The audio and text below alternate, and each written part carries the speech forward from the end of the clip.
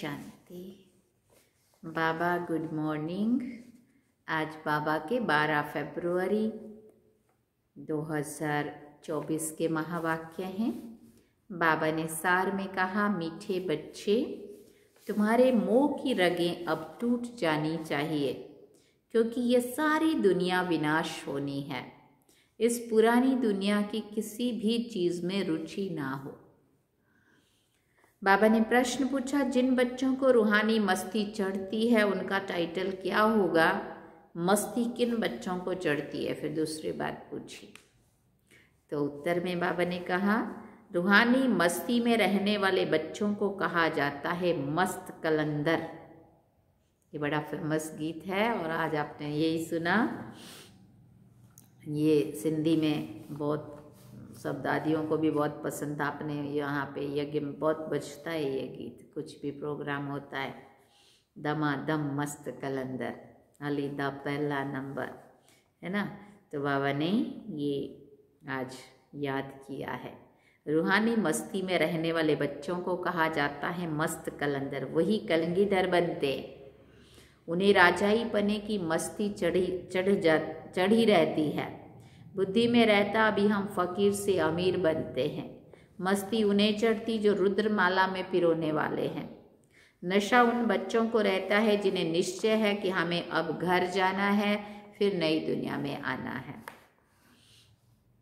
ओम शांति। रूहानी बाप रूहानी बच्चों से रूह रिहान कर रहे हैं। इसको कहा जाता है रूहानी ज्ञान रूहों प्रति। रूह है ज्ञान का सागर। मनुष्य कभी ज्ञान का सागर नहीं हो सकते। मनुष्य है भक्ति के सागर। है तो वो सभी मनुष्य जो ब्राह्मण बनते हैं वो ज्ञान के सागर से ज्ञान लेकर मास्टर ज्ञान सागर बन जाते हैं। फिर देवताओं में ना भक्ति होती ना ज्ञान होता है। देवताएं ये ज्ञान नहीं जानते हैं। ज्ञान का सागर एक ही परमपिता परमात्मा है, इसलिए उनको ही हीरे जैसा कहेंगे। वही आकर कौड़ी से हीरा, पत्थर बुद्धि से पारस बुद्धि बनाते हैं। मनुष्यों को कुछ भी पता नहीं है। देवता ही फिर आकर मनुष्य बनते हैं। देवताएं बने श्रीमत से। देवताएं ऊंच श्रेष्ठ धर्म कर्म जिसने किया सीखा, दैवी गुण धारण किए, वो बने देवताएं। और देवताएं बने श्रीमत से। बाबा जो अभी हमें पढ़ाई पढ़ा रहे, ये पढ़ने से, ये श्रीमत पर चलने से। फिर बाबा ने कहा, आधा कल्प वहाँ कोई के मत की दरकार नहीं रहती है। बाबा की श्रीमत से हम इतने श्रेष्ठ ऊंच महान बन जाते हैं जो आधा कल्प के लिए सतयुग और त्रेता 2 युगों तक किसी की मत नहीं लेनी पड़ती। यहाँ तो ढेर गुरुओं की मत लेते रहते हैं। अब बाबा ने समझाया है, सतगुरु की श्रीमत मिलती है। लोग कहते हैं सतगुरु अकाल, उनका भी अर्थ नहीं जानते। पुकारते भी हैं सतगुरु अकाल मूर्त, अर्थात सदगति करने वाला अकाल मूर्त। अकाल मूर्त परमपिता परमात्मा को ही कहा जाता है। सतगुरु और गुरु में भी रात दिन का फर्क है। तो वो ब्रह्मा का दिन और ब्रह्मा की रात कह देते हैं। ब्रह्मा का दिन ब्रह्मा की रात तो जरूर कहेंगे। ब्रह्मा पुनर्जन्म लेते हैं। ब्रह्मा सो ये देवता विष्णु बनते हैं। तो तुम शिव बाबा की महिमा करते हो, उनका हीरे जैसा जन्म है। अभी तुम बच्चे गृहस्थ व्यवहार में रहते हुए पावन बनते हो। तुम्हें पवित्र बन फिर ये ज्ञान धारण करना है। कुमारियों को तो कोई बंधन नहीं है। उन्हें सिर्फ माँ बाप व भाई बहन की स्मृति रहेगी। फिर ससुर घर जाने से 2 परिवार हो जाते हैं। बुद्धि 2 जगह फंसती है। अब बाबा कहते हैं अशरीरी बन जाओ। अब तुम सबको वापस जाना है। तुमको पवित्र बनने की युक्ति भी बताता हूँ। पतित पावन मैं ही हूँ। मैं गारंटी करता हूँ। कौन गारंटी कर रहा है? शिव बाबा स्वयं भगवान, है ना। मैं गारंटी करता हूँ, तुम मुझे याद करो तो इस योग अग्नि से तुम्हारे जन्म जन्मांतर के पाप भस्म हो जाएंगे। जैसे पुराना सोना आग में डालने से उनसे खाद निकल जाती है ना, सच्चा सोना रह जाता है। ये भी योग अग्नि है। इस संगम पर ही बाबा ये राजयोग सिखाते हैं, इसलिए उनकी बहुत महिमा है। राजयोग जो भगवान ने सिखाया था वो सब सीखना चाहते हैं। विलायत से भी सन्यासी लोग बहुतों को ले आते हैं। वो समझते हैं इन्होंने सन्यास किया है। अब सन्यासी तो तुम भी हो, परंतु बेहद के सन्यास को कोई नहीं जानते हैं। बेहद का सन्यास तो एक बाबा ही सिखाते हैं।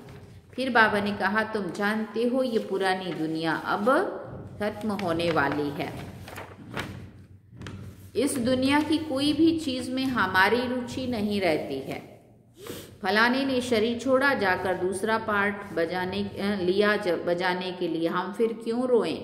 मोह की रग निकल जाती है, वैराग आ जाता है। हमारा संबंध जुटा है अब नई दुनिया से।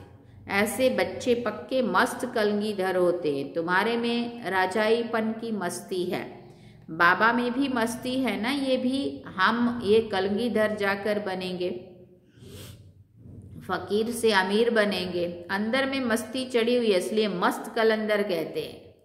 इनका तो साक्षात्कार भी करते हैं। जैसे इनको मस्ती चढ़ी हुई है, तुमको भी चढ़नी चाहिए ना बाबा जैसी मस्ती। तुम भी रुद्रमाला में पिरोने वाले हो। जिनको पक्का निश्चय हो जाता है उनको नशा चढ़ेगा।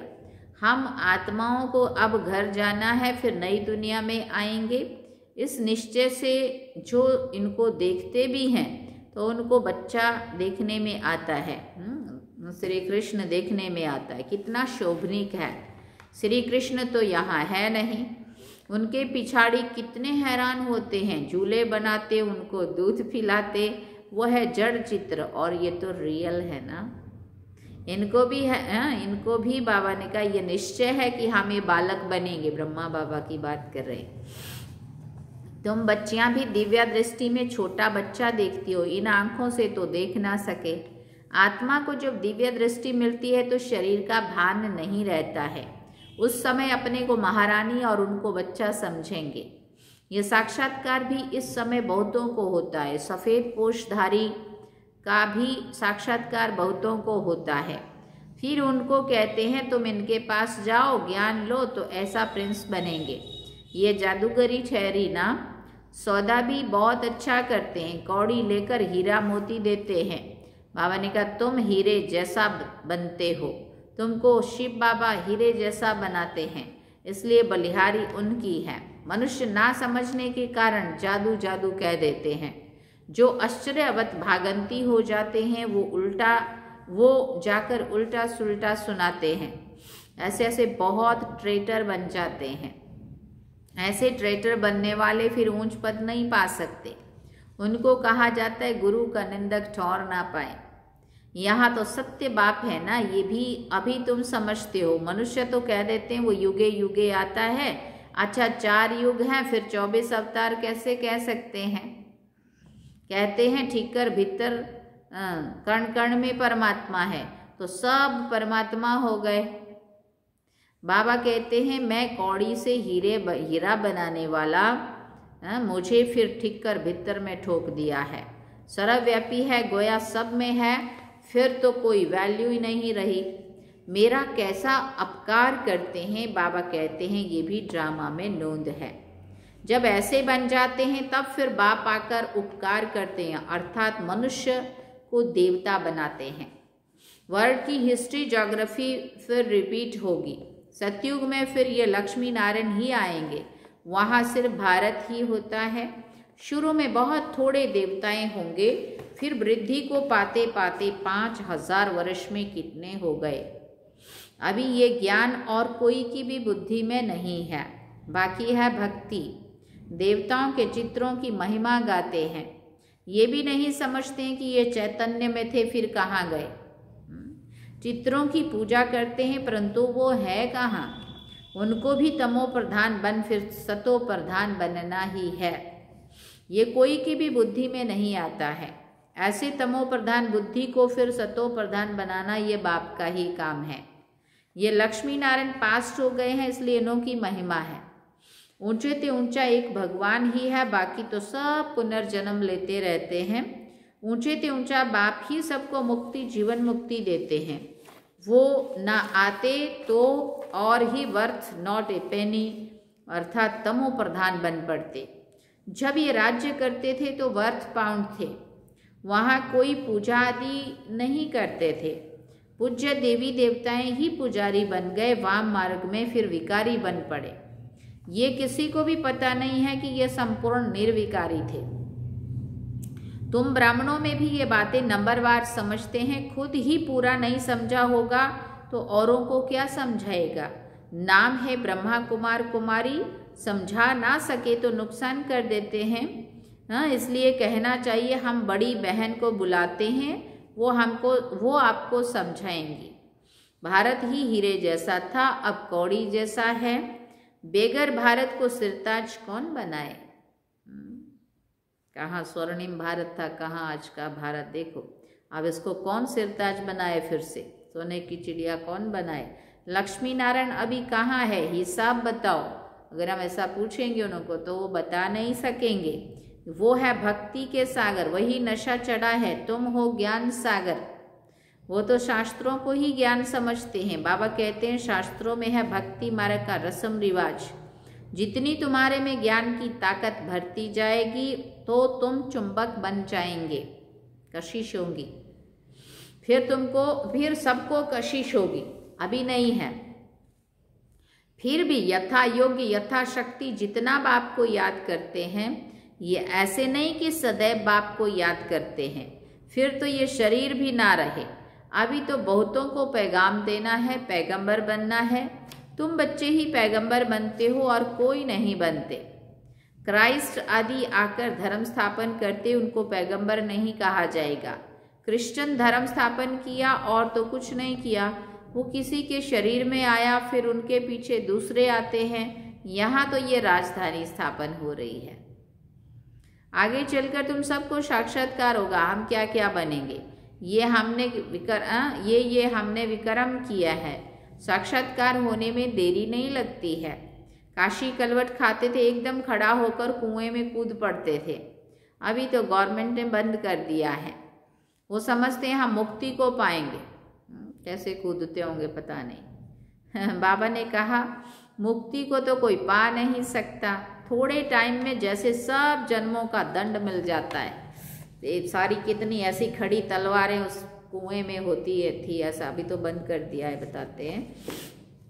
आप जैसे खड़े होके उसमें कूदका मारेंगे तो किधर किधर से कटाएगा सारा शरीर, कहाँ कहाँ से, एकदम थोड़ी आत्मा निकलेगी। तो जितनी देर तक नीचे कूद के वो कटेंगे चारों तरफ से, और जिंदे भी नहीं रहेंगे और मर भी एकदम नहीं जाएंगे। तड़फ तड़फ के जितना पल मिनट जो भी सेकंड लगेंगे, उतना पल पल कितना कष्ट आत्मा को मिलेगा। बाबा ने कहा थोड़े टाइम में सब जन्मों का दंड मिल जाता है, फिर नए सिरे हिसाब शुरू होता है। वापस तो कोई जा नहीं सकते, कहाँ जाकर रहेंगे। आत्माओं का सिजरा ही बिगड़ जाए, नंबरवार आएंगे फिर जाएंगे। बच्चों को साक्षात्कार होता है तब तो ये चित्र आदि बनाते हैं। फिर बाबा ने कहा 84 जन्मों के सारे सृष्टि चक्र के आदि मध्य अंत का ज्ञान तुमको मिला है। फिर तुम्हारे में भी नंबरवार हैं, कोई बहुत मार्क्स से पास होते, कोई कम। 100 मार्क्स तो किसी की होती नहीं है, 100 है ही एक बात की, है ना। बाबा ही 100% परफेक्ट, वो तो कोई और बन ना सके, थोड़ा थोड़ा फर्क पड़ जाता है। एक जैसे भी बन ना सके। कितने ढेर मनुष्य हैं, सबके फीचर्स अपने अपने हैं, सबके संस्कार अपने अपने, सबकी शक्लें अपनी अपनी। बाबा ने कहा आत्माएं भी कितनी छोटी बिंदु हैं, मनुष्य कितने बड़े बड़े हैं, परंतु फीचर्स एक के ना मिले दूसरे से। कि जितनी आत्माएं हैं उतनी ही फिर भी होंगी, तब तो वहाँ घर में रहेंगी ना। तो ये भी ड्रामा बना हुआ है, इसमें कुछ भी फर्क नहीं पड़ सकता। एक बार जो शूटिंग हुई वही फिर देखेंगे। तुम कहेंगे 5000 वर्ष पहले भी हम ऐसे मिले थे। एक सेकंड भी कम जास्ती नहीं हो सकता। ड्रामा है ना। जिसको ये रचता और रचना का ज्ञान बुद्धि में है, उनको कहा जाता है सुदर्शन चक्रधारी। बाप से ही ये नॉलेज मिलती है। मनुष्य को ये नॉलेज दे ना सके। भक्ति सिखलाते हैं मनुष्य, ज्ञान सिखलाता है एक बाप। ज्ञान का सागर तो एक ही बाप है ना। फिर तुम ज्ञान नदियाँ बनती हो। ज्ञान सागर और ज्ञान नदियों से ही मुक्ति, जीवन मुक्ति मिलती है। वो तो है पानी की नदियाँ। पानी तो सदैव है ही है। ज्ञान मिलता है संगम पर। पानी की नदियाँ तो भारत में बहती ही हैं, बाकी तो इतने सब शहर खत्म हो जाते हैं, खंड ही नहीं रहते। बरसात तो पड़ती ही होगी, पानी पानी में जाकर पड़ता है, यही भारत होगा। अभी तुमको सारी नॉलेज मिली है, यह है ज्ञान, बाकी है भक्ति। हीरे जैसा एक ही शिव बाबा है जिसकी जयंती मनाई जाती है। पूछना चाहिए शिव बाबा ने क्या किया, वो तो आकर पतितों को पावन बनाते हैं, आदि मध्य अंत का ज्ञान सुनाते हैं। तब गाया जाता है ज्ञान सूर्य प्रगटा, अज्ञान अंधेर विनाश। ज्ञान से दिन, भक्ति से रात होती है। अब तुम जानते हो हमने 84 जन्म पूरे किए हैं, अब बाबा को याद करने से पावन बन जाएंगे, फिर शरीर भी पावन मिलेगा। अब तुम सब नंबरवार पावन बनते हो। कितनी सहज बात है ना। मुख्य बात है याद की। बहुत हैं जिन्होंने अपने को आत्मा समझ बाप को याद करना, बहुत हैं जिन्हें अपने को आत्मा समझ और बाप को याद करना भी नहीं आता है, फिर भी बच्चे बने हैं तो स्वर्ग में तो जरूर आएंगे। इस समय के पुरुषार्थ अनुसार ही राजाई स्थापन होती है। अच्छा, मीठे मीठे सिकिल दे बच्चों प्रति माता पिता बाप दादा का याद प्यार और गुड मॉर्निंग। रूहानी बाप की रूहानी बच्चों को नमस्ते। हम रूहानी बच्चों की रूहानी माता पिता बाप दादा को दिल व जान सिकवा प्रेम से याद प्यार, गुड मॉर्निंग, नमस्ते, थैंक यू बाबा, शुक्रिया बाबा। अब धारणा के लिए मुख्य सार है। पहला पॉइंट, सदा इसी नशे में रहना है कि हम मास्टर ज्ञान सागर हैं, स्वयं में ज्ञान की ताकत भरकर चुंबक बनना है, रूहानी पैगंबर बनना है। दूसरा पॉइंट, कोई ऐसा कर्म नहीं करना है जिससे सतगुरु का नाम बदनाम हो। कुछ भी हो जाए लेकिन कभी भी रोना नहीं है। वरदान में बाबा ने कहा, सत्यता के फाउंडेशन द्वारा चलन और चेहरे से दिव्यता की अनुभूति कराने वाले सत्यवादी भव। सत्यता के फाउंडेशन द्वारा चलन और चेहरे से दिव्यता की अनुभूति कराने वाले सत्यवादी भव। बाबा ने कहा, दुनिया में अनेक आत्माएं अपने को सत्यवादी कहती व समझती हैं, लेकिन संपूर्ण सत्यता पवित्रता के आधार पर होती है। पवित्रता नहीं तो सदा सत्यता नहीं रह सकती है। सत्यता का फाउंडेशन पवित्रता है और सत्यता का प्रैक्टिकल प्रमाण चेहरे और चलन में दिव्यता होगी। पवित्रता के आधार पर सत्यता का स्वरूप स्वतः और सहज होता है। जब आत्मा और शरीर दोनों पावन होंगे तब कहेंगे संपूर्ण सत्यवादी अर्थात दिव्य संपन्न देवता।